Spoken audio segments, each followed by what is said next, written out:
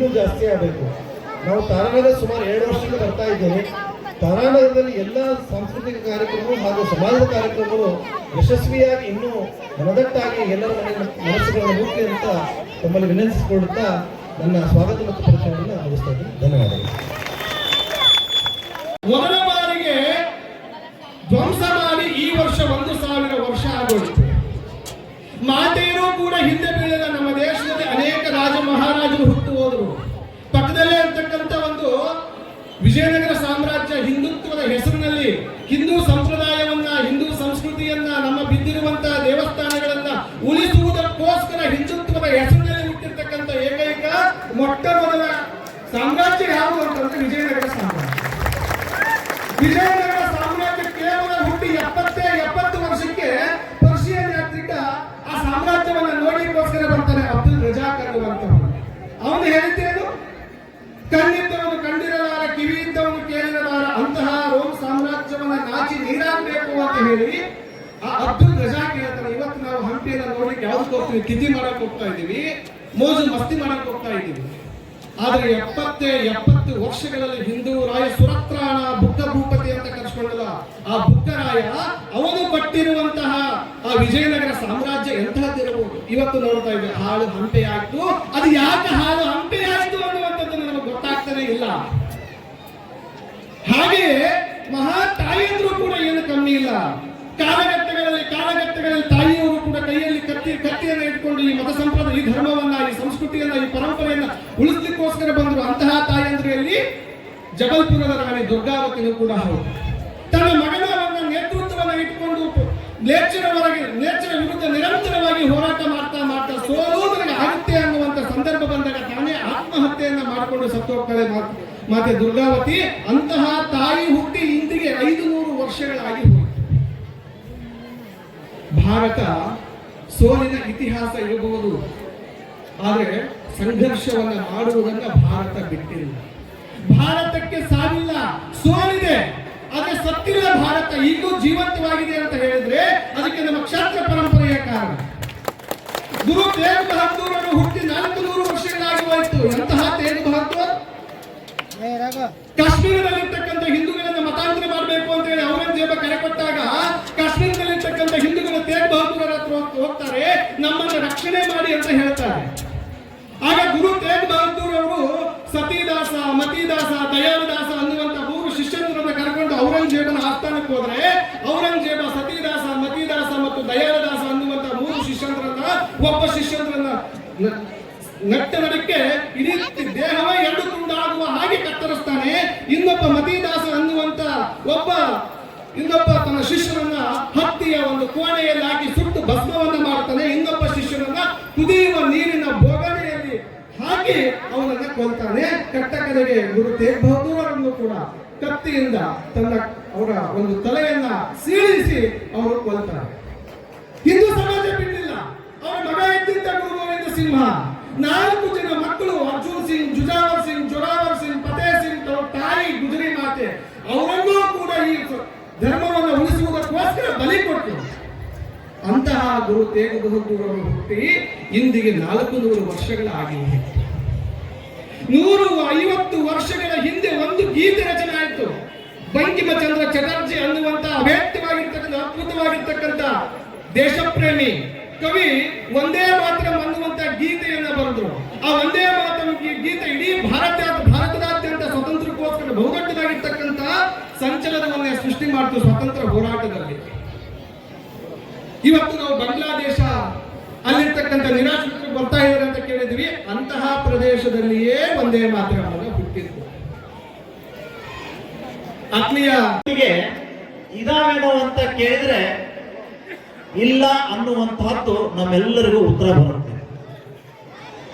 ಆದರೆ 100 ವರ್ಷದ ಹಿಂದೆ ಸ್ಥಾಪನೆಗೊಂಡಂತಹ ಸಂಘ ಇವತ್ತು ತನ್ನ 100ನೇ ವರ್ಷದ ಸಂಭ್ರಮಾಚರಣೆ ಮಾಡಿಕೊಳ್ತಿದೆ ಅಂತ ಕೇಳಿದ್ರೆ ನಮ್ಮೆಲ್ಲರಿಗೂ ಕೂಡ ಬಹಳ ಸಂತೋಷ ಆಗುತ್ತೆ. ಯಾವುದು ರಾಷ್ಟ್ರಕ್ಕಾಗಿ, ಧರ್ಮಕ್ಕಾಗಿ ನಿಸ್ವಾರ್ಥತೆಯಿಂದ ಶ್ರಮಿಸಿದಂತ ಸಂಘಟನೆ ಇದೆಯೋ ಅದು ಸೂರ್ಯ ಚಂದ್ರ ಇರುವವರೆಗೂ ಕೂಡ ಶಾಶ್ವತವಾಗಿ ಇರುತ್ತೆ ಅನ್ನೋದಕ್ಕೆ ಈ RSS ಉದಾಹರಣೆ. ನೀವೆಲ್ಲ ತಿಳ್ಕೊಳ್ಬಹುದು, ಅನ್ಕೊಳ್ಬಹುದು. ಬಹುಶಃ ಸಂಘ 100 ವರ್ಷ ಸಂಭ್ರಮಾಚರಣೆ ಮಾಡ್ತದೆ ಅಂದ್ರೆ ಅವತ್ತು ಸಾವಿರಾರು ಸಂಖ್ಯೆಯನ್ನ ಸೇರಿಸಿ ಸಂಘ ಸ್ಥಾಪನೆ ಮಾಡಿರ್ಬಹುದೇನೋ ಅಂತ ಕಲ್ಪನೆ ನಮಗೆ ಬರುತ್ತೆ. ಹಾಗೇನಾದ್ರೂ ನಾವು ಊಹೆ ಮಾಡ್ಕೊಂಡಿದ್ರೆ ಅದು ನಮ್ಮ ತಪ್ಪು ಕಲ್ಪನೆ. RSS ಸ್ಥಾಪನೆ ಮಾಡಿದ್ದು ಸಾವಿರಾರು ಜನ ಅಲ್ಲ, ನೂರಾರು ಜನ ಅಲ್ಲ, 10 ಜನ ಅಲ್ಲ, ಕೇವಲ 5 ರಿಂದ 6 ಜನರಿಂದ ಈ ಸಂಘ ಸ್ಥಾಪನೆ ಆಯಿತು.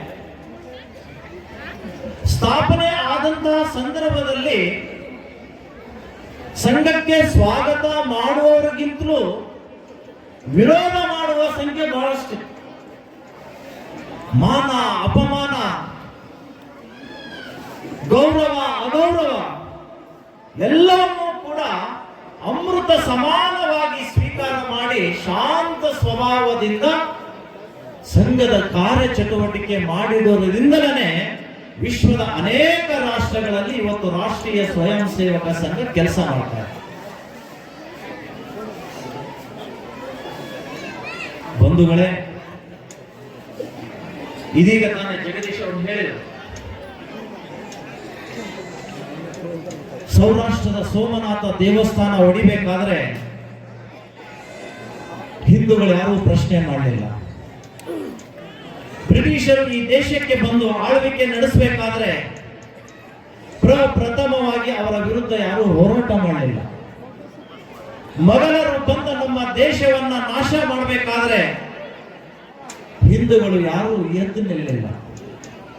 ಬ್ರಿಟಿಷರಿಂದ ಮೊಘಲರಿಂದ ಯಾವಾಗ ಈ ದೇಶದ ಸಂಸ್ಕೃತಿಗೆ ಅಪಾಯ ಬಂತು, ದೇಶದ ಮಂದಿರಗಳು ಹಾಳಾಗಲಿಕ್ಕೆ ಪ್ರಾರಂಭ ಆಯಿತು, ಅರ್ಧ ಹಾಳಾದ ಮೇಲೆ ನಿದ್ದೆಗಣ್ಣಿಂದ ಎದ್ದಂತವರು ನಮ್ಮ ಹಿಂದೂಗಳು.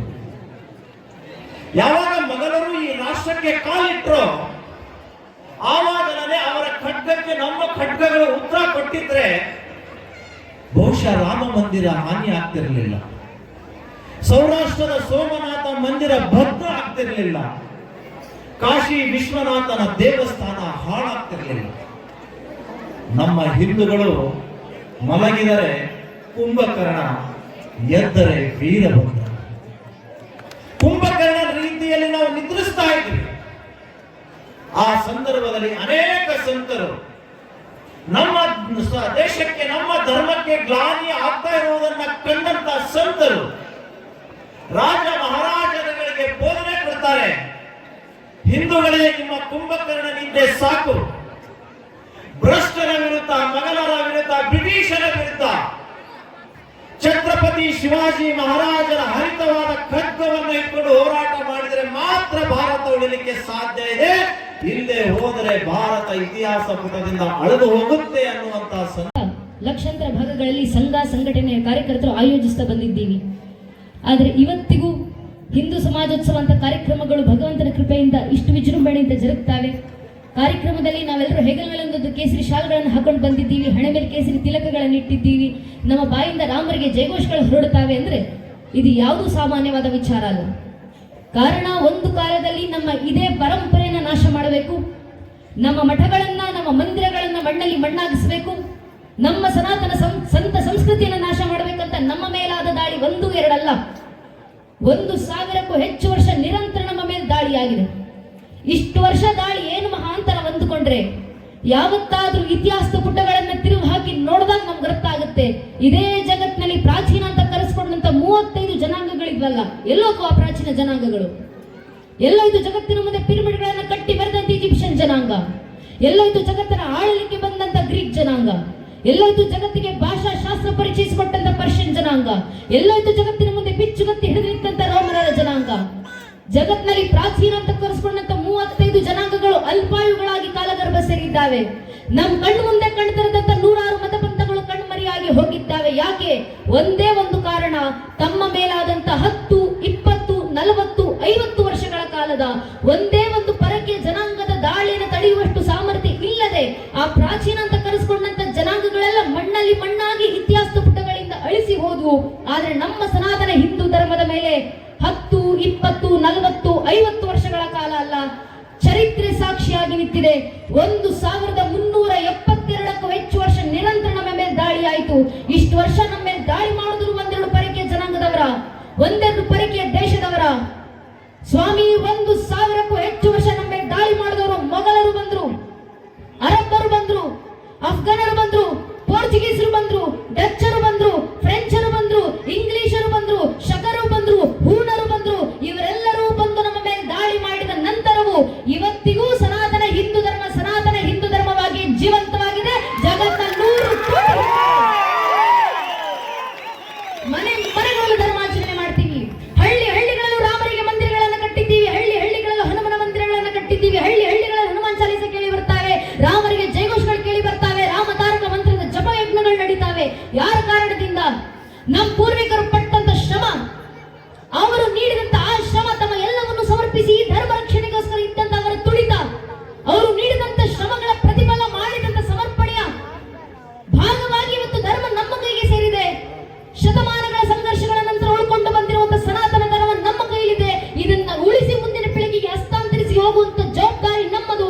ಈಗ ಧರ್ಮ ರಕ್ಷಣೆ ನಾವು ಹೇಗೆ ಮಾಡ್ಕೊಳ್ಬೇಕು ಅನ್ನೋದು ಪ್ರಶ್ನೆ. ನಮ್ಮ ಕಾಲದಲ್ಲಿ ಧರ್ಮ ರಕ್ಷಣೆ ಹೇಗಾಗುತ್ತೆ? ಪ್ರಶ್ನೆಗೆ ಉತ್ತರವನ್ನ ಯುಗಗಳ ಹಿಂದೆ ಕುರುಕ್ಷೇತ್ರದ ರಣರಂಗದಲ್ಲಿತ್ತು ಅರ್ಜುನನ ಮೂಲಕ ಶ್ರೀಕೃಷ್ಣ ಪರಮಾತ್ಮ ಭಗವದ್ಗೀತೆ 4ನೇ ಅಧ್ಯಾಯದ 7ನೇ ಶ್ಲೋಕದಲ್ಲಿ ಜಗತ್ತಿಗೆ ಮಾರ್ಗದರ್ಶನ ಕೊಡ್ತಾರೆ. ಯದಾ ಯದಾ ಹಿ ಧರ್ಮಸ್ಯ ಗ್ಲಾನಿರ್ಭವತಿ ಭಾರತ ಅಭ್ಯುತ್ಥಾನಮ ಧರ್ಮಸ್ಯ ತದಮ್ಮಾರುಜಾಮ್ಯಹಂ ಪರಿತ್ರಾಣಾಯ ಸಾಧುರ ವಿನಾಶ ದುಷ್ಕೃತ ಧರ್ಮ ಸಂಸ್ಥಾಪನಾರ್ಥಾಯ ಸಂಭವಾಮಿ ಯುಗೆ ಯುಗೆ. ಯುಗಕ್ಕೂ ಧರ್ಮ ರಕ್ಷಣೆಗೆ ನಾನೇ ಅವತರಿಸಿ ಬರ್ತೀನಿ. ಆದ್ರೆ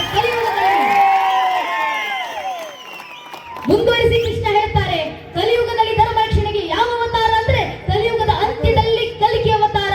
ಆದ್ರೆ ಕಲಿಯುಗ ನಡೀತಾ ಇರಬೇಕಾದ್ರೆ ಕಲಿಯುಗದೊಳಗೆ ದೇಶ ಧರ್ಮ ರಕ್ಷಣೆಗಿರೋದು ಒಂದೇ ಒಂದು ಅವತಾರ, ಅದು ಸಂಘೆ ಶಕ್ತಿ ಕಲಿಯುಗೆ. ಸಂಘಟಿತ ಬಲದಿಂದ ಮಾತ್ರ ಕಲಿಯುಗದ ಧರ್ಮ ರಕ್ಷಣೆ ಆಗಲಿಕ್ಕೆ ಸಾಧ್ಯ. ಆದ್ರಿಂದ ಸಂಘಟಿತರಾಗಿ ಬನ್ನಿ ಹಿಂದೂ ಸಮಾಜ. ಆದ್ರೆ ನಮ್ಮ ದೌರ್ಭಾಗ್ಯ,